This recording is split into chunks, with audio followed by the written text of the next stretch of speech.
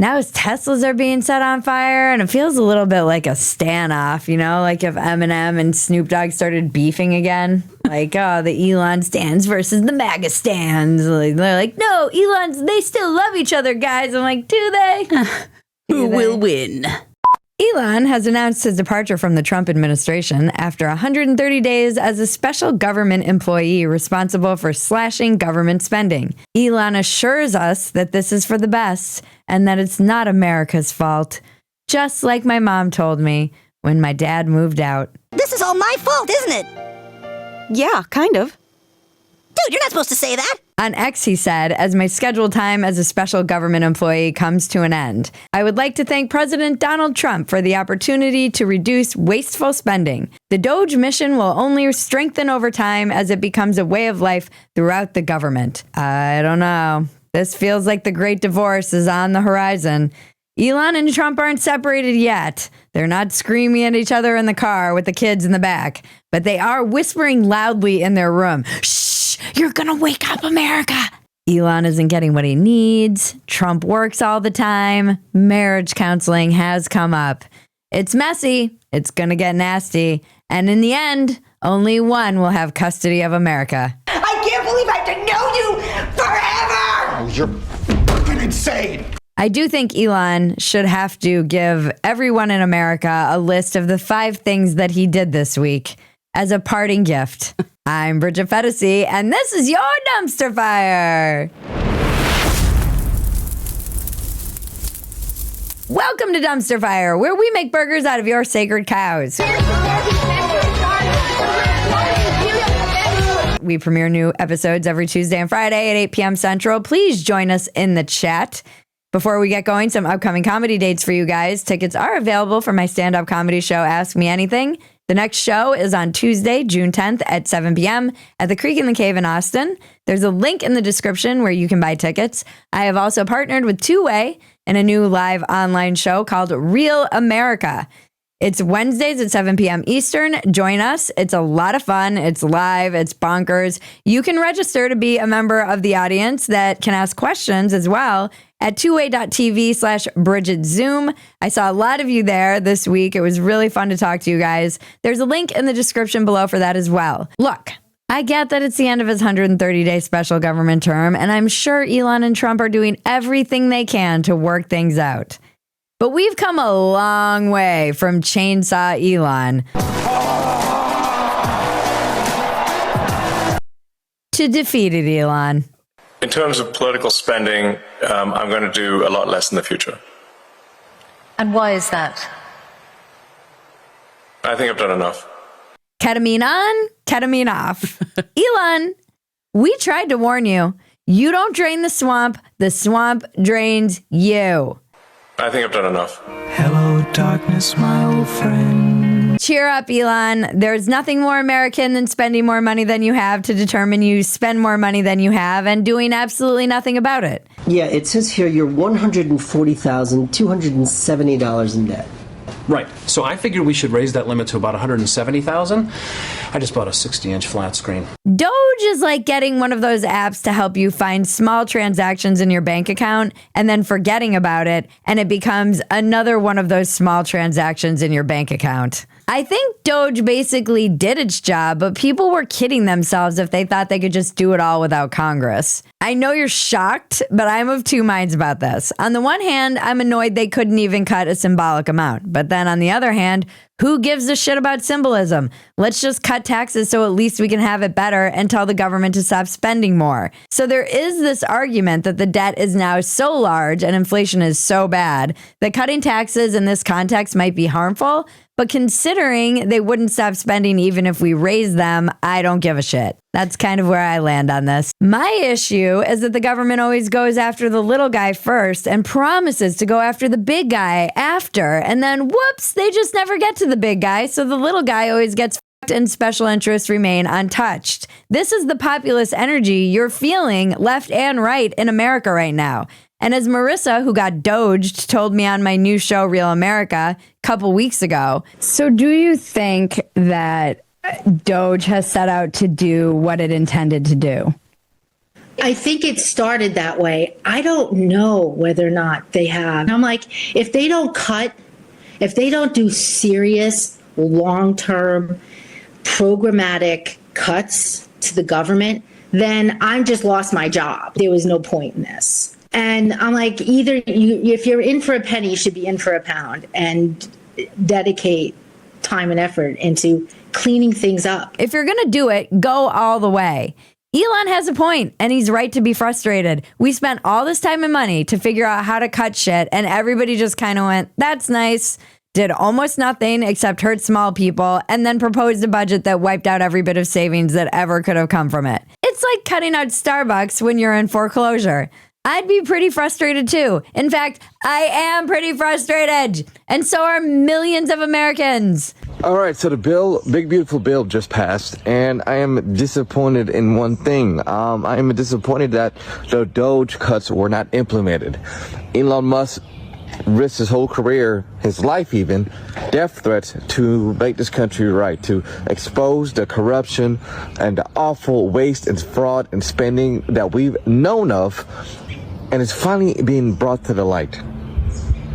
And the Republicans and the Congress are not doing anything about it. They're not voting on it. It wasn't even brought up to Congress. What was it all for? All the exposure. I don't know that MAGA realizes that a lot of people who came over to the right and voted were voting for DOGE. They were voting for change. They were voting for the optimistic view of America. And on the other hand, I kind of understand that Trump is supporting the longtime Republican value of cutting taxes irrespective of cutting spending, because the idea is you force government to restrain itself by limiting what money it even has. Or as Ronald Reagan said, I've heard for a great many years that we can't possibly reduce taxes. This is Washington's cry. I agree. We can't reduce taxes until we reduce government spending. And I have to point out that government does not tax to get the money it needs. Government always needs the money it gets. Now, your son can be extravagant with his allowance, and you can lecture him day after day about saving money and not being extravagant, or you can solve the problem by cutting his allowance. Now, Reagan's ideas are a little outdated thanks to that pesky debt ceiling being raised constantly, which has been the issue with DOGE from the beginning. You can't cut your way out of this mess. You can't even cut taxes to get out of this mess. The changes are sweeping, huge, systemic. We have to change the way we think, what we expect, what our government is even here for. And yes, this might mean you have to give up your Social Security check that you were never going to get anyway, Tom. What I don't understand, and I would actually love to hear from you in the comments about this, because I truly don't understand this. If politicians really just follow their rich donors, why have Republicans gone this far out of their way to make an enemy out of Elon?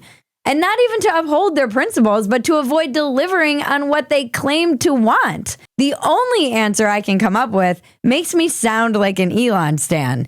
And we all know that's not where I'm always coming from. Speaking of my nemesis, Elon Musk, Elon is my nemesis. He's my nemesis for all of these reasons. Elon genuinely wanted things to change, whereas a lot of donors just want access to power. Call me crazy. Maybe he's not a scumbag after all. Is he no longer your nemesis, Bridget? No, I don't think he is. Now that he's wildly unpopular, he's back in my good graces. She's going to need a new nemesis, guys. Tell us in the comments who Bridget's new nemesis Who should be. my new nemesis be? And if Washington has taught me anything, it's that ain't shit gonna change. I know, I sound like a nihilist. Welcome to the darkest season of dumpster fire. I'm completely black-pilled, but I don't think I'm alone, because my instinct is that Republicans take care of their donors, but only those who don't actually expect them to deliver on all that bullshit they promise. Trump could bully Congress into doing better, but because he lacks any ideology beyond what he thinks will work to his personal benefit, he won't. Sometimes what's best for Trump really is best for the country. Other times, it's a luxury airliner from Qatar. He's a little bit like a human roulette wheel. You just spin the damn thing and pray it works out. If you bet big, you might win big, or you might bet your kids' college funds and end up getting your legs broken by a loan shark. It's a crapshoot, literally. Trump doesn't understand that Congress is fucking him over. He just knows that his bill is big and beautiful. But as Elon says, I think a bill can be big or it can be beautiful. But I don't know if it can be both. it can't be both. Republicans need to understand that their power will be threatened if they don't do anything. They should look to the Democrats. And thanks to the internet, they're feeling so much heat, they may actually be forced to vote on at least some of the DOGE cuts next week. So don't worry, everyone. We may be adding trillions to the deficit and you may have lost your job, but fear not. They're completely cutting out Starbucks. I am a little black-pilled this week, it seems. Unfortunately, it's hard to call the recent inactions in government growing we've seen as a betrayal. That would imply that anything had ever been different. But this is how it's been always. Big promises, little delivery, and then counting on your base to run out and assure the masses that it's going to be different this time. And in conclusion, read my lips.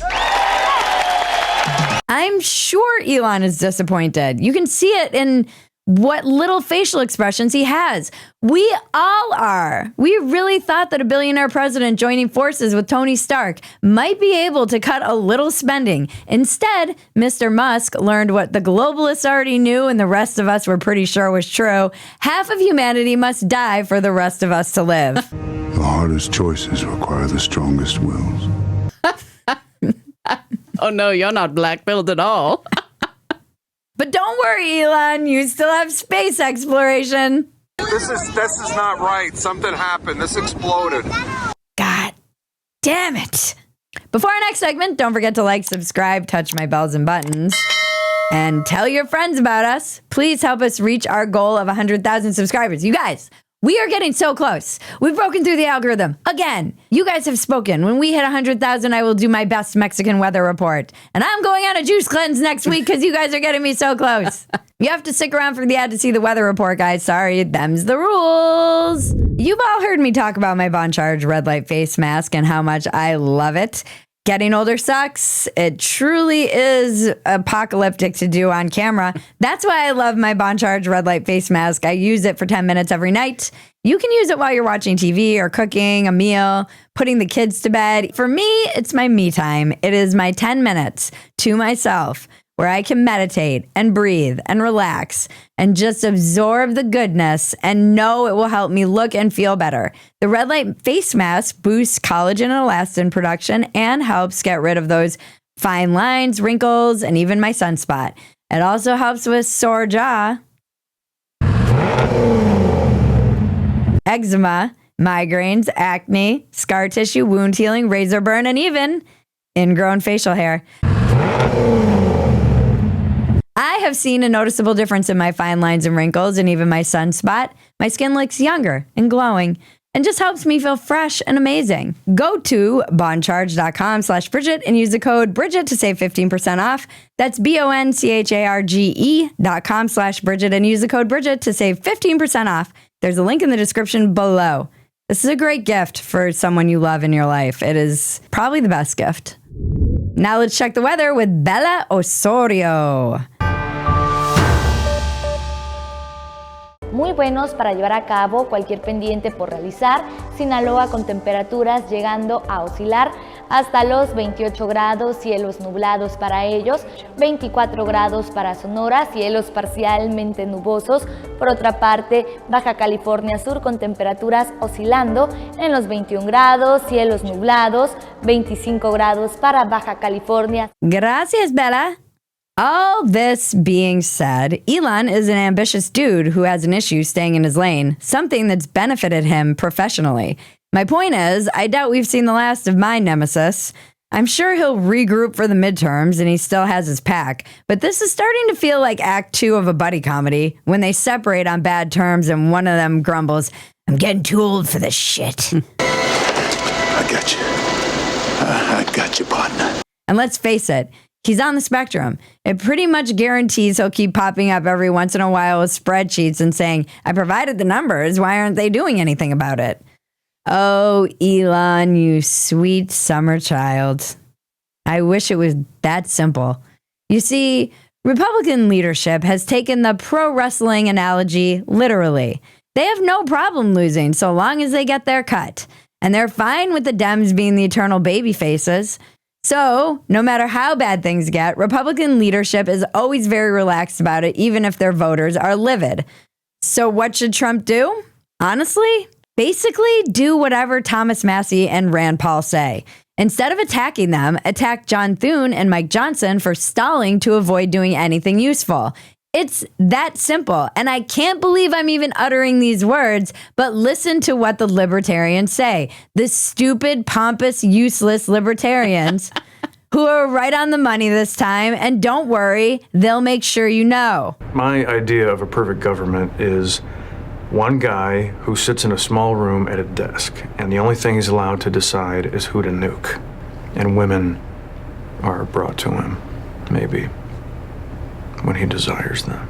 To quote Milton Friedman, Jesus, I really do sound like a libertarian.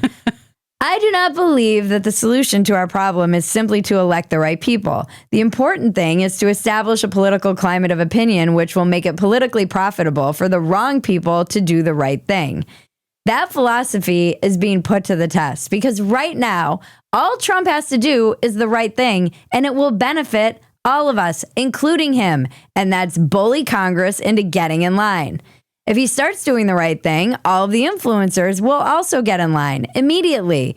Because the bad thing about influencers is that they're largely brainless hacks who will support Trump even when he's doing the wrong thing. But if Trump is doing the right thing, they will fall in line, and then we can weaponize the brainless hacks to direct the will of the people. Buried in all of this tax and entitlements talk is something fascinating playing out on a psychological and sociological level in America. And I've been kind of obsessed with it. Because the dirty truth with Republicans, their leaders can attack the poor and still get cheers from Republicans living in mobile homes. This is their superpower. They will vote and shoot their own feet off. How do they pull it off? Simple. There are no poor people in the Republican Party, not even the poor ones. Because when you're a Republican, you're not poor, you're just not rich yet. A very important distinction. Basically, every poor Republican has got this thing going on with their brother Ollie, and it's only a matter of time. It's a very Slumdog Millionaire mentality, and it used to be a very American mentality. And again, we've been talking a lot about what the Democrats have done wrong, and I think this reveals yet another thing that they're doing wrong and an area that they could really learn from, because this reveals an optimism that exists on the right that does not exist on the left. If they're living in a trailer, it's just their backstory. It's a very American situation, and it's going to be a great origin story when they tell it to their millions of fans they'll have someday. Just look at J.D. Vance and his rise from poverty. He knew he was poor, but do you think he didn't know he was going to be rich? Of course he did. That's the American dream, and Republicans, for better or worse, are the inheritors of that American spirit. Liberals are citizens of the world.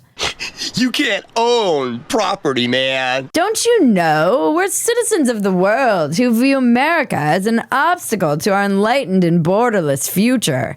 Not only do they see America as an obstacle, they see their own country as a vicious, white supremacist colonizer that needs to be destroyed. Not very optimistic, or patriotic for that matter, and terrible branding.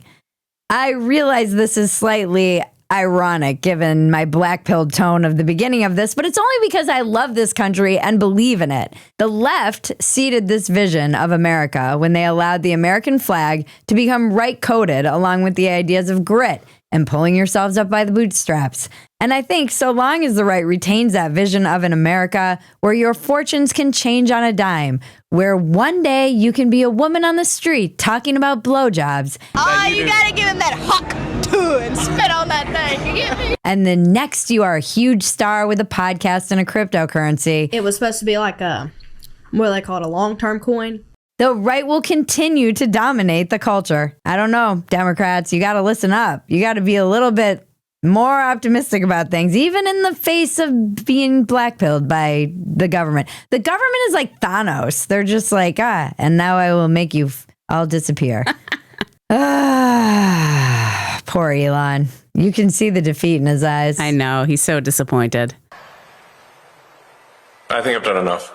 There are rumors too in the like DC swamp that he's polling horribly, even amongst MAGA, but I don't actually believe that. I think he's holding them accountable to do what they say they were going to do. And they're like, you know what? We're not going to do that, buddy. Get out of here. Get out of here, billionaire. Thanks for your money. Go play with your rockets. Go fucking do your rocket thing. Rocket Man. Phetasy News. If you love Dumpster Fire, the best thing you can do is become a paid supporter of Phetasy.com. It is truly how we keep the lights on and surging here at Phetasy.com. Supporters at Phetasy.com get the unedited version of this Dumpster Fire, and we leave a lot of things on the cutting room floor. You also get access to everything else we're doing, and it's a lot.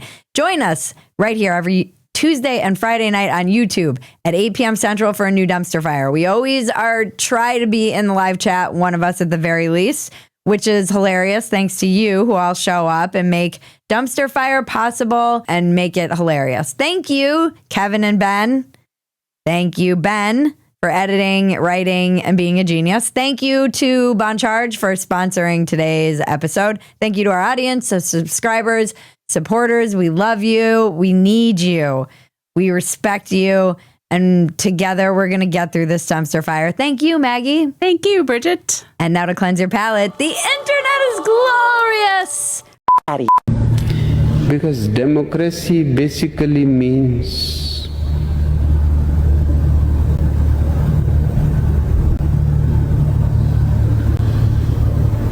government by the people,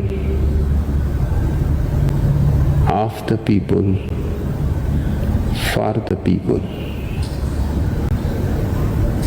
But the people are retarded. Remember, life is absurd. Don't take yourself so seriously. Take the work seriously, but don't take yourself seriously. This has been your Dumpster Fire. I'm Bridget Phetasy. Now make me rich!